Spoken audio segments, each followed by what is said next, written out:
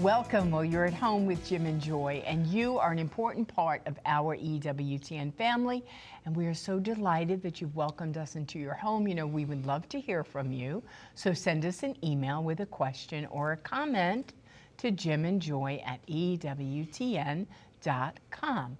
Well, today we have wonderful guests with us. We are welcoming Michael and Maria Scaperlanda to our show.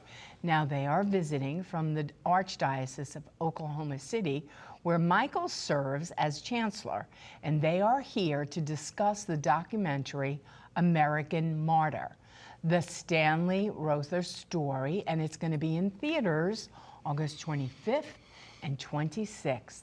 So we're kind of getting out a little bit before, saying, people, you need to look and see what's happening. You might want to go to the movies so you could see this beautiful, beautiful documentary. You could go out to the website, Rother.com. So it's Rother.com. Rother.com. Right. Yep. There we go. Well, I'm just thinking as we're speaking about a movie of a man who was an American, Oklahoma, and he'll be the first, well, he is the first indigenous American martyr. I believe that's correct, and that's just powerful.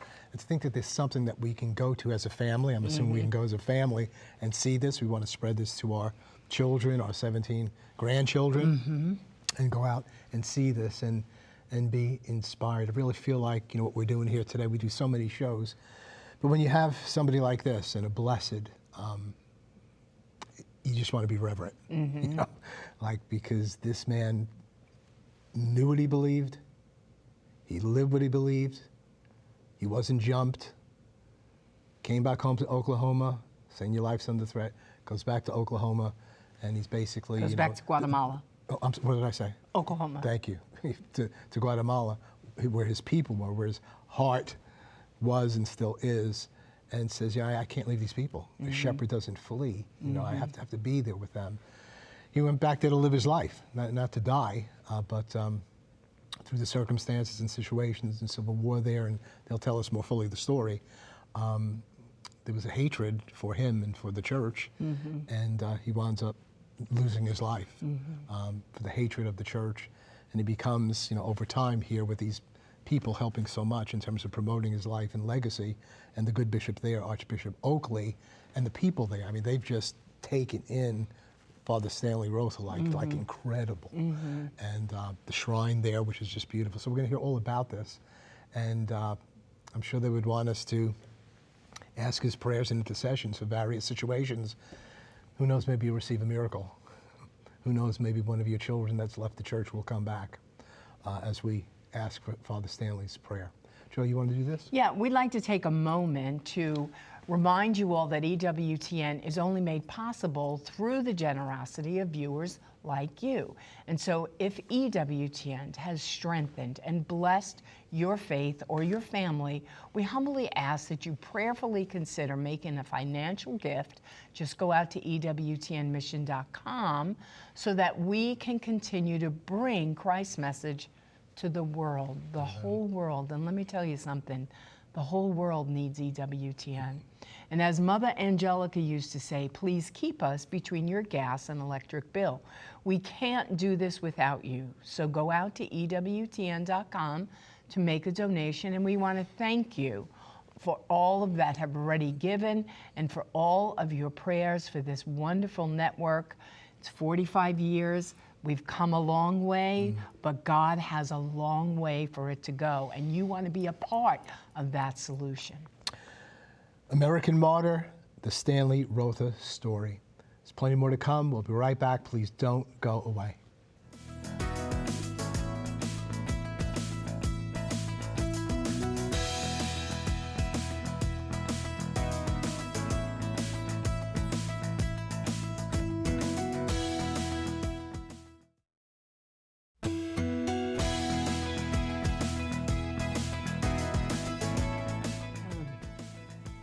Welcome back. Well, our guests today are Michael and Maria Scaperlanda, and they're going to be here to help us promote the canonization for the Blessed Stanley Rother.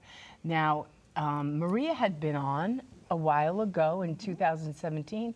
See, time flies when we're all having fun. We just keep growing older. And we talked about, you know, then he was just Father Stanley, but things have progressed. So we want you first to tell our family a little bit about your beautiful selves, and then we're going to talk about Blessed Father Stanley. Go ahead. Michael and I met when we were in college. We're college sweethearts, I believe is what people call it. Mm-hmm. We got married right after we graduated from the University of Texas in Austin, and got married and started having kids right away. Four So beautiful we have kids. 4 amazing adult children and 15 grandchildren. We're Wonderful. behind you guys. Go ahead. So, Take over.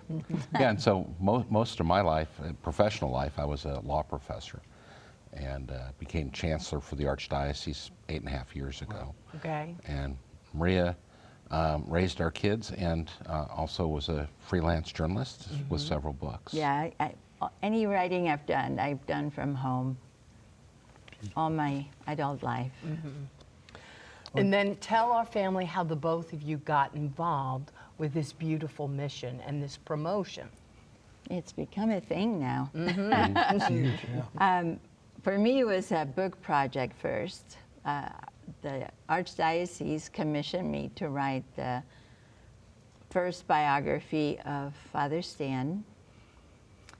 Was that the shepherd who didn't run? Exactly. Okay, yeah. so that was 2017 when we had you on. He And was that's not blessed the at that year time. the beatification took place. Okay. Okay. So that's why I was here then. Okay. Well, I think when you arrived back in Oklahoma City that day, tell them about that when you got off the plane after doing the show. There were actually, it was like a welcome, you know, nobody goes to the gate anymore, right? right. But we remember Yeah, back right. when that happened, right? Well, I get off the plane and there's Archbishop Coakley, and I said, "Are you welcoming me?" And he goes, "No, it's somebody else who's in the plane," and he was the nuncio, which I didn't know that. But coming for the beatification. Yes. Yeah. Oh my goodness, what a Isn't that divine hilarious? appointment. Yeah. No, it's just kind of funny. God has a sense of humor, you know? Well, beautiful. So you got involved in writing, and you wound up doing the book. You must have really got engrossed in the This whole is thing. like way past book project now, because I've done more and more speaking about Father Stan and going around, and like at the seminary here, Mount St. Mary's close by. It's a crazy thing to have a Cuban woman being so into this gringo man who is from a farming town in Oklahoma. And so he takes over and goes to the seminary at Mount St. Mary's, and then becomes a missionary in Guatemala for the Oklahoma diocese. Yeah. So did they have, diocese had a connection with a certain group there in Guatemala? So after Vatican II, or during Vatican II, maybe right before Vatican II or during Vatican II, Pope John the 23rd had invited dioceses in North America, Canada, and the U.S. to send missionaries down to Central and South America. So this parish was established, Santiago Atitlan parish was established 16 years after Our Lady of Guadalupe appeared to Juan Diego. Only so 16. The faith had That's spread. amazing, that far. really. But they hadn't had a resident priest in over 150 years when Oklahoma went down there. So they'd have itinerant priests come around. And so the mission was to have a permanent priestly presence there. We don't send missionaries there now because they had never had a priestly vocation from that parish in 450 years. Since his martyrdom, and this may not be, the count may be higher than what I'm going to tell you. Yes. They have 9 priests from that parish. Not from the diocese. Just from that parish. And they have another dozen or so in the seminary. So the seeds of the martyrs. Yes. The blood of the martyrs. The blood of the seed. martyrs. Yeah, blood of the martyrs. That's right. Beautiful. So he grew up in Oklahoma to this very devout Catholic family, right? His sister is a sister, Yes. right? Yes. And she's still alive. Yes. She's the only family member that is alive. Of that generation. And so he was a farmer. And he went off to seminary, and when he went off to seminary, he wasn't maybe the best student, right? And Well, so, that's a really good part of the story, I think, because I get to say that he flunked out of of first-year theology. Yeah. And really, it's not that he was not smart or that he couldn't do all the work. It wasn't his thing, but also Latin was a challenge, the language, and Yeah. all the textbooks were in Latin. So he was sent home with a note that said, you should consider a different vocation. So Wow. home from San Antonio and then off to see the bishop who clearly thought he was true to having that vocation, wanted to sponsor that and encourage that in him. So, Sounds like another St. John Vianney. Yes. yeah, very Kind of much situation. so. Good thing somebody Very discerned, much no, so. this guy's Yeah. the real deal. And what's amazing is he couldn't learn Latin, but he became fluent in Spanish. Right. And even more amazing, he became fluent in a translator. Hill, yeah. which is a Mayan language only spoken in 2 villages, and helped translate the New Testament. In Out fact, of the 12 people who were in that mission from Oklahoma, he was the last one left there when he died, but he was also the only one that mastered Zutu Hill the way he did. Yeah. I see it as God gracing showers on him to show him that he was in the right place, because his heart was to connect with the people. And he did so much for them to hear the word of God, and to he was celebrating Mass in Zutu Hill only 5 years after he got there. That is like remarkable. That's not just average. I'd call that a miracle. Yeah. Yeah. So what was going on there? I mean, from what I've read, a civil war broke out there. How does a civil war get to some group have an animus against the church and against Father? He goes home to Oklahoma, and then says, "I have to return back." At least is that the sketch of it? What took place, and how did it lead to this that they killed him? So in the movie displays this very well, I think. No, at the time there's sort of there is a Cold War between the U.S. and the Soviet Union, and it's being played out in proxy wars around the world. And there was a proxy war in Guatemala going on with the military and the government of Guatemala sort of being on our side, and the communist insurgents. Okay. Well, Blessed Stanley wasn't political, he wasn't ideological, he just wanted to serve his people. Right. But he was catechizing them, he was helping them establish farm co-ops, and just his presence threatened the government. And he had a radio show too, Yes. where Yes. he would teach math, and then he would catechize. Right. So he was really trying to empower the people, not only with life skills, but with their faith. Right. Right, to say, Absolutely. I want to help you in every way that I possibly can. What a servant he was to the people. Tell us a little bit about the shrine. I mean, this is like really incredible. The Archdiocese of Oklahoma built a $50 million shrine honoring Blessed Stanley Rother. I mean, that says a lot in terms of the diocese, in terms of the people taking Tell him in, them the loving best him. part of that 50 million story. Oh, so You will love this. the diocese did a feasibility study for a capital campaign, and as I remember it, the consultant said, "Oh, you can probably raise $30 million for your campaign," and Archbishop said, "Let's do 50." It closed at 90. Oh my God. And so, and 50, What does that and 50 tell you was, about the 50 was people? used for the shrine, and then we Wow. renovated the cathedral, Yeah. endowments, and other things. But yeah, so the very small Catholic population, about 8% Catholic, but very, very Very generous. generous. And Archbishop had Well, I think it's knowing that this matters, that we want people to come and see and experience what we have in Stanley Rother. He's not just for Oklahomans. He's really not just for Catholics either. Well, He's a man of faith for all. His shrine is the largest Catholic church in Oklahoma.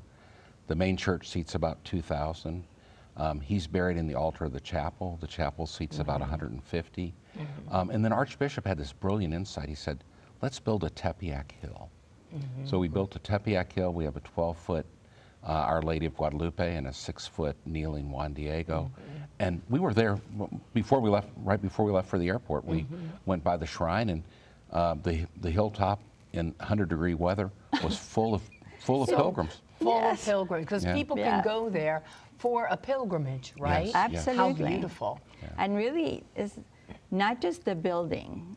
The shrine, it's like a living entity. That we were there for Mass last Sunday, or a week ago Sunday. Any Spanish Mass on any given Sunday, it is bursting at the seams. Wow. There's nowhere to sit. Yes, it is beautiful. I just find that so, I don't know, energizing for the heart to see that it is living. Yes. And I think Father Stan would be smiling at that. He would be. Yeah, so So he's now a blessed, and so the canonization process, Lord willing, will go forward. I guess a big part of that will be, it's usual, a miracle. He only had to have one miracle because he was martyred. Right. So how are things, are people petitioning him, asking his prayers? Are favors being shown? What's going on? I'm sure our people would want to know and would be inspired to ask his intercessions. What's happening now? I'm glad you brought that up. We need a miracle that can be verified and sent to Rome. And there's some very specific things, right? Like making sure that you pray for only his intercession and don't get others' names in there. Okay. Except for Mary and Jesus. Yeah. Yeah. But it's important that they follow all of that so that we can say, okay, this one it's a good one that we can send in. We need a miracle, and there's a lot of people out there that need miracles. Yeah. So think of Father Stan and how he could can be your assist. intercessor. And he's clearly busy. There's lots of what I'd call favors or small M miracles. We've got a child who was never supposed to leave the hospital, born of a mother who had no prenatal care, and that child is now 7 years old and doing well. We had a heart attack victim. The cardiologist gave him very, very low chance of survival and thriving today. So lots of good activity, but the church has very rigorous high standards. Right. And the formula is important, right? So if Exactly. people are seeking a miracle, there's a formula to follow so they could say, okay, I want to be a part of this. And ways that maybe they can identify with Father Stanley to say, you know, he was a simple man, he was a farmer, raised in a farm, good hard worker, good Catholic family.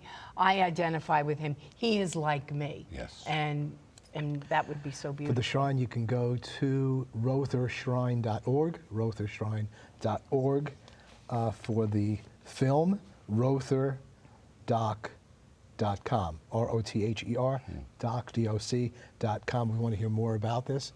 We're going to take a break at this point. Maybe you can introduce the film and what's happening with that. Perfect. We'll be right back. Plenty more to come. Please don't go away.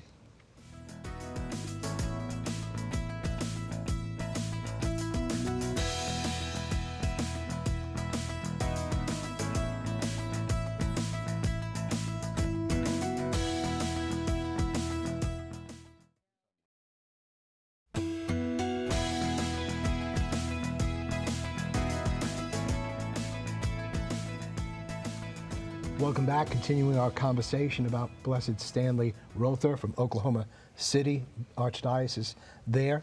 And so we want to get into this movie, August 25th and 26th. It'll be all over the country. Yes. If you go to rothersdoc.com, you know, you can find out where these locations are and so on. And then 25th, 26th, English, 27th in Spanish. Spanish, yeah. Okay, so tell us, I mean, you've seen the movie, you've been very involved with it. What can people expect? Well, so first, I wanted to let you know how this came about. So the Archbishop's, been very, very interested in promoting knowledge about Blessed Stan, having people seek his intercession, And so he's been interested in how do we get the word out further. Martin Sheen, the actor, read Maria's biography, The Shepherd Who Didn't Run, Right. and fell in love with Stanley Rother and said, I want to help advance the cause of canonization. So my contribution will be narrating without cost a feature-length documentary so Stanley can tell his own story. Oh, how beautiful. So that's how it all came together. So tell us about the filming of this. What can people expect? What are they going to see? Is it good for whole families to come, young people as well as older folks? We had